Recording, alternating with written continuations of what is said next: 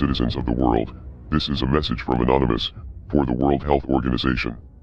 It is widely believed that you are a group that truly seeks to maintain the best public health around the world, but in the past few months, it has become apparent that you are more of a political organization than a public service.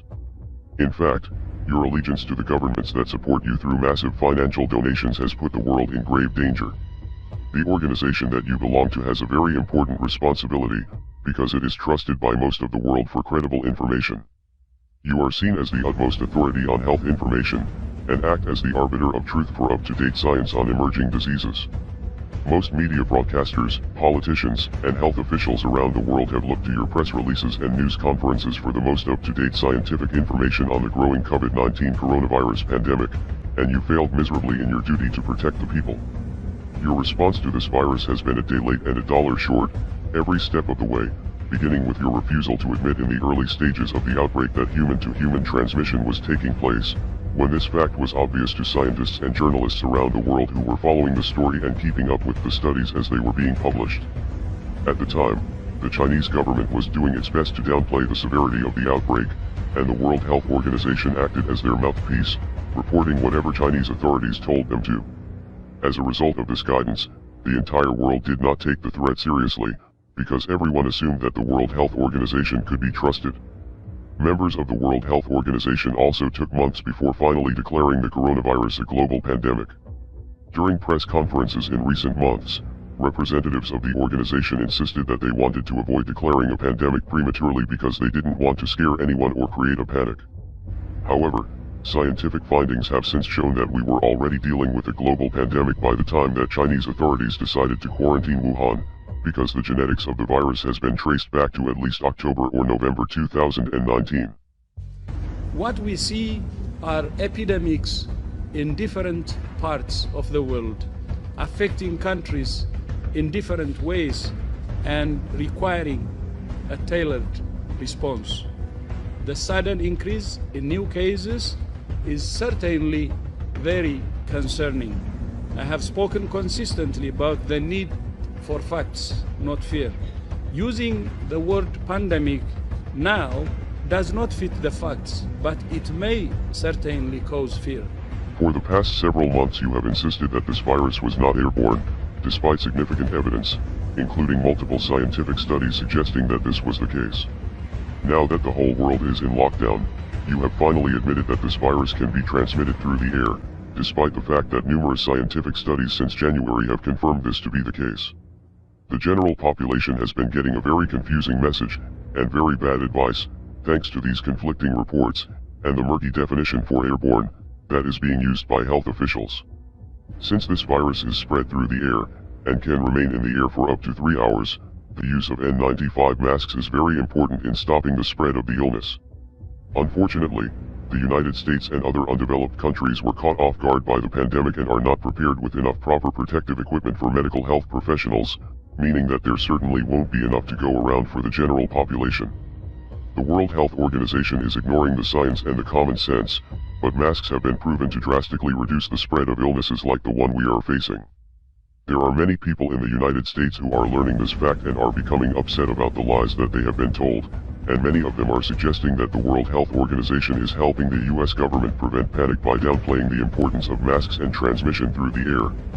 Let's not forget that the organization's largest donors are the United States government, the Chinese government, and the Gates Foundation.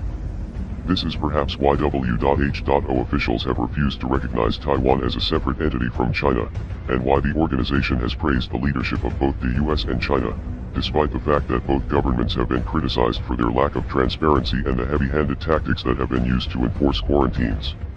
Let's face it, the World Health Organization is corrupt, and is more of a public relations firm for its donors than it is a bastion of public health. The organization does not have a good track record with outbreaks either, and rarely does anything of value to actually help. In 2015, the World Health Organization admitted that they did a bad job at handling the Ebola epidemic in West Africa. In the Ebola outbreak, the organization actually made many of the same mistakes, including waiting too long before declaring a global health emergency, a decision which scientists later said undoubtedly contributed to the unprecedented scale of the outbreak. After the failed response to the Ebola epidemic, The previous Director General was replaced with Tedros Adhanom Ghebreyesus, who is now the face of the organization. Tedros also has a history of corruption, which includes downplaying the severity of a cholera outbreak in Ethiopia when he was the country's health minister between 2005 and 2012. In addition to misleading the world about the severity of the virus, you have also encouraged the draconian measures that governments have taken to enforce quarantines. As the Chinese government was silencing doctors and locking them in quarantine for speaking out, Tedros and others praised its response, and urged other governments around the world to take similar measures.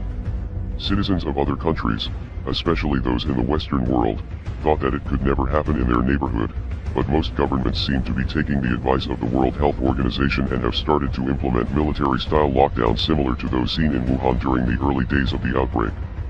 We are anonymous. We are legion. We do not forgive. We do not forget. Expect us.